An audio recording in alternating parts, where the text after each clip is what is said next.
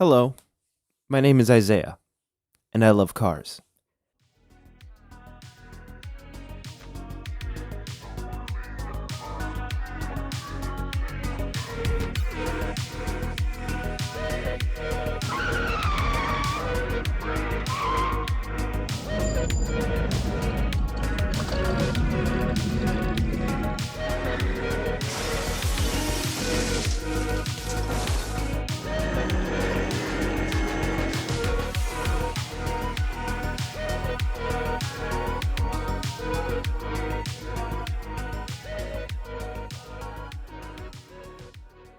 Hello, everyone. It is Prelude Boy 99, and I know it's been a while since I made an upload, but now we are talking about the Hot Wheels Elite 64 Mazda RX-7 Liberty Walk. This is an up to speed, so pretty much we're going to talk about everything you need to know about this before you buy it. And right off the jump, this was one that I've been waiting for a long time, ever since I saw it in the Hot Wheels convention. I forgot which one. I think it might be the last one. I saw it and I knew immediately that this was going to be one that I would be very interested in.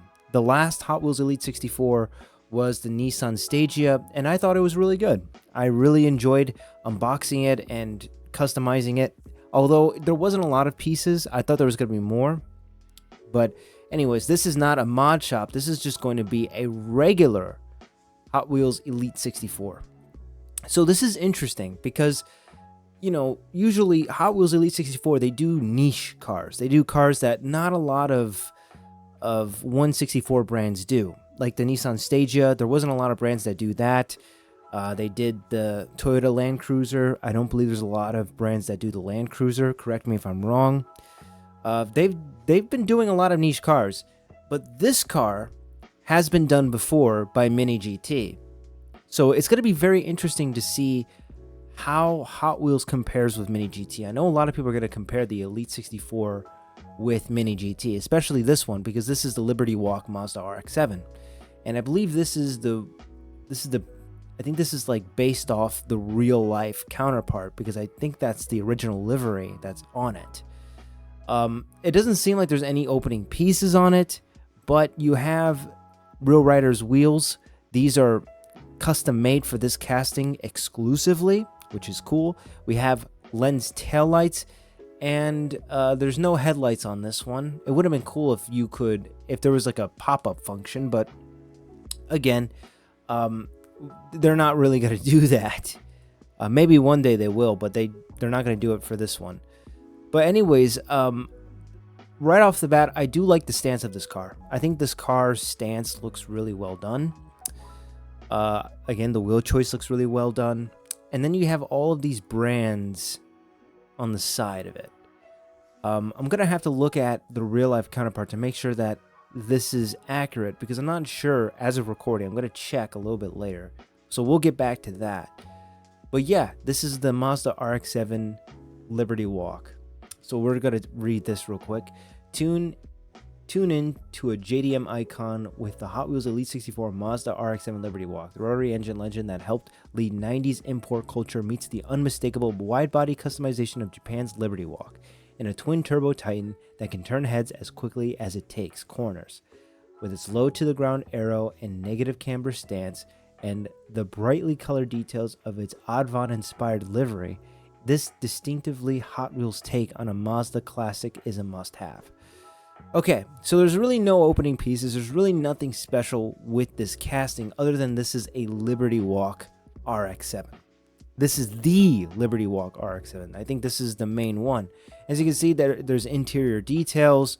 They have like these little small mirrors in the front of it. My thoughts for this casting: people are going to compare this with Mini GT, and I'm afraid that Mini GT is going to win the argument, because I believe Mini GT, the Mini GT one is going to be far cheaper than this, because this is $22 plus shipping and taxes. So you're looking at roughly around $30 for this casting. So now we're going to go into the segment where I look on eBay to see the Mini GT version and see how much that cost in comparison with this. Okay, so now we are looking at the Mazda RX-7 Liberty Walk Super Silhouette. This is the Mini GT version, and this is crazy because this one looks really close to the Elite 64. You can purchase this for like 15 bucks. The interesting thing is that the mirror placement is not where it should be on the Elite 64, because on the Elite 64, it's on the front, all the way up in the front fenders, rather than near the doors. I don't know if there was more than one Liberty Walk Mazda RX-7. I don't know the one that they're referencing, but the Mini GT one looks really good in comparison with the Elite 64. Now you have all these brands on the side of it. I don't think the Hot Wheels version has that. All right, so I've been comparing the Elite 64 version and the Mini GT version and even the real life counterpart, and the Elite 64 is not accurate at all. Surprisingly, it's just it's very different, and the difference is, for one, it doesn't have all the branding that the original one has, and the mirror placement. The mirror placement should not be on the top fender. It should be near the doors. So maybe someone in the comments section will correct me. Maybe this is a different version of the Liberty Walk, because the one that I'm looking at is the Liberty Walk Super Silhouette, and this car, the body is practically the same with the Super Silhouette. The only difference is that, for one, it doesn't have all the branding, and for two, the mirror placement. One thing this thing does have is the cambered stance. That is something the Mini GT doesn't have. But it's just very interesting, because if you just look at this and then look at something like, and hold on, I apologize. And if you look at this, which is this is the Super Silhouette, it's different.